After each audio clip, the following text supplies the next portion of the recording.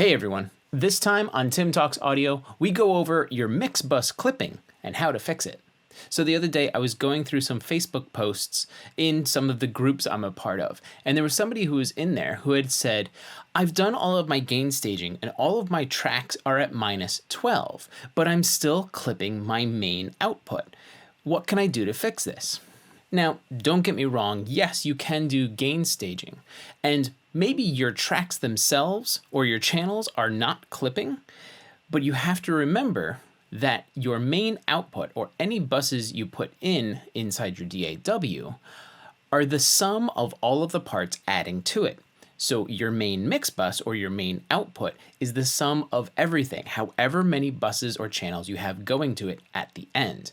And this is an additive kind of process. The more things you have and the louder you push them, the more signal is going into that final output bus. Now, my buddy Bobby from Raytown Productions did a great video showing how he actually crashed Cubase, pushing the gain staging myths to the limit. He put way too many plugins just adding a ton of gain and then reducing that gain back down, because it's really there to prove the point of, in the digital domain, there is no clipping. There's clipping on the analog side, your inputs and your final outputs when you come back out of the digital world and push to your speakers or whatever your output device is. That's where clipping is.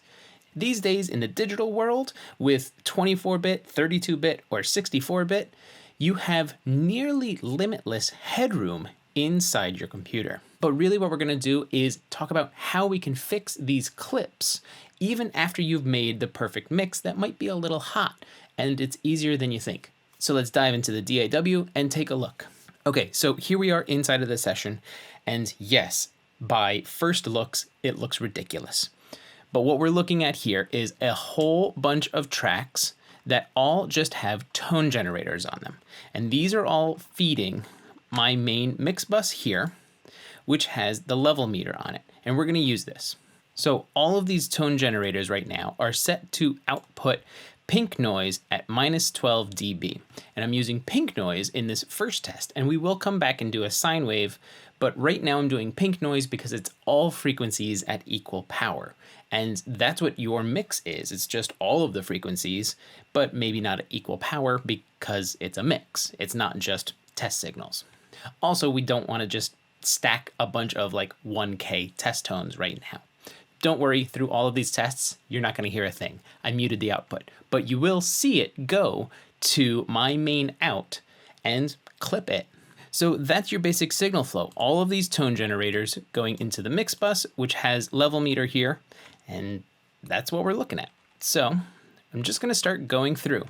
And when we turn one of them on, you can see on our level meter, because we have pink noise that's random frequencies at equal power, we're hovering around that -12.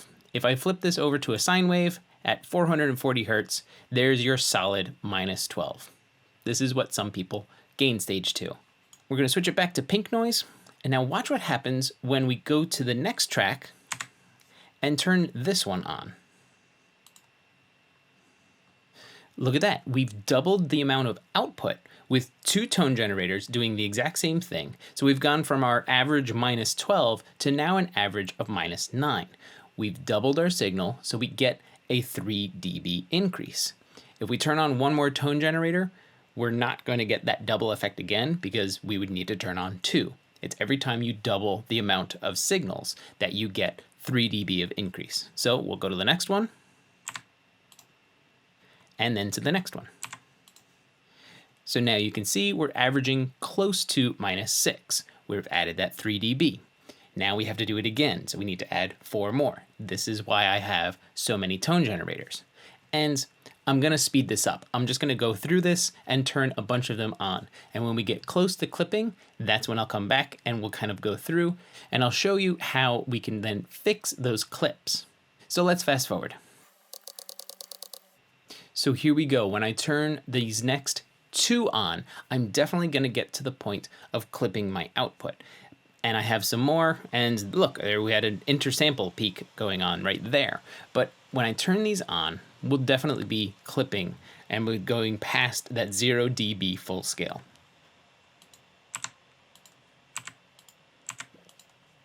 So there we go, the dreaded red lights. You can see I'm going over maybe a dB and a half, so not a lot. So let's make it a lot. I'll just go through the rest of them. Okay, so I've turned all of my tone generators on, -12 pink noise. We're now roughly 3.5 dB over 0 dB full scale. Yes, this sounds confusing, but all you need to know is we're clipping our main outs. We're going past 0. So how can we fix this? You've done your mix. Your mix sounds awesome, except it's too hot. There's 2 things you can very quickly and easily do to fix your clips. The first is using any kind of limiter plugin you would want to use. I'm just going to go ahead and use the stock limiter inside Studio One just as an example right now. So here we go. I've opened it up. I now have the limiter on my mix bus as the last insert that I have going on. I don't have it on my main, but my mix bus routes to my main. Yours, maybe you'd go straight to your main, and then you could put the limiter in the post section of your plugins over here. This way it is a post fader insert. However works for you, that's what you should do. So I clear my clips, and now you can see I am not going over 0 dB full scale. I'm actually limited to -0.05. And then if I bring the ceiling down, you'll see I'm getting way more gain reduction from my limiter, but my output is way down. I'm now at -6 over here because I've dropped it down about 5 dB. And after all of the math, this is essentially and roughly where the levels are set. But using a limiter isn't what I would do. Not in this instance, and you don't want to throw a limiter on your mix if you're not also trying to master it.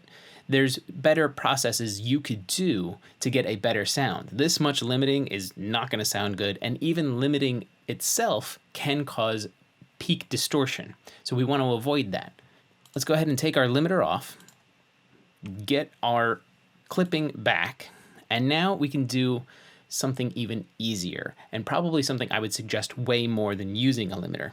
And that's using any type of gain plugin to just reduce your output. In Studio One, this can be the mix tool, or it can be any kind of trim plugin in your DAW. So here, mix tool. And now we can see we're about 3 dB over, so I'm just gonna gain it down and give myself a little extra room, -5.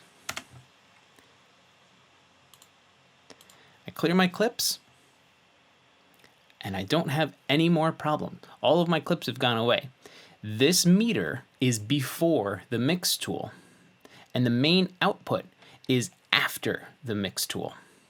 Now this is still a little too close for me, so I would adjust this even more in this example.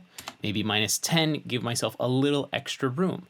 This won't affect the sound of your mix. This will just affect the output volume of your mix. So you want to make sure that your gain plugin, mix tool in this instance, is the very last plugin that you're using within your session, because all of your bus processing, if you're doing any mix bus processing, you don't want the gain affecting those plugins. So put this at the end, and it just takes everything you've done and just turns it down a little. Okay, I've reset. I've now switched everything over to a 440 Hertz sine wave, and now we're gonna do the same thing again. I turn it on, and now we have a solid -12. This will really highlight that +3 dB when you double it. So now we're at -9. And then if we double it again, we'll go to -6. This will really show that going over 0 dB. So I'll quickly go through these. Okay, so here we go. We have all of our 440 Hertz sine waves feeding into our mix bus, and clearly we're destroying it.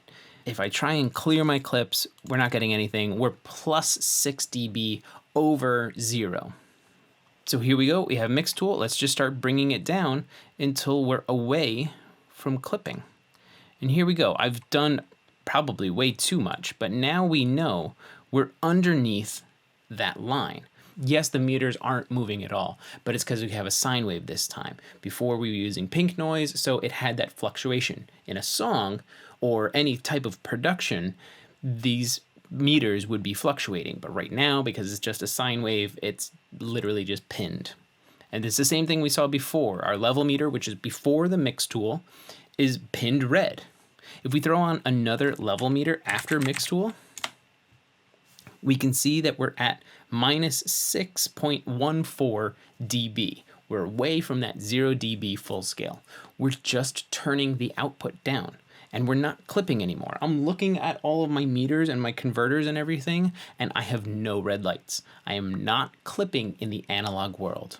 I'm also not clipping in the digital world because I'm in a 32-bit session. Yes, my mix bus was pinned red, and if I turn mix tool off again, there it goes. And there's probably some distortion, but if you're at this point, you may want to reset and probably either turn your headphones up or your monitors up so that you can get a proper balance and not be this close to going way over. That's all for now. If you found anything informative, please like and share the video. For more, visit timflansbaum.com, and if you have a question, ask it in the comments and I'll answer it in a future video. Thanks for watching.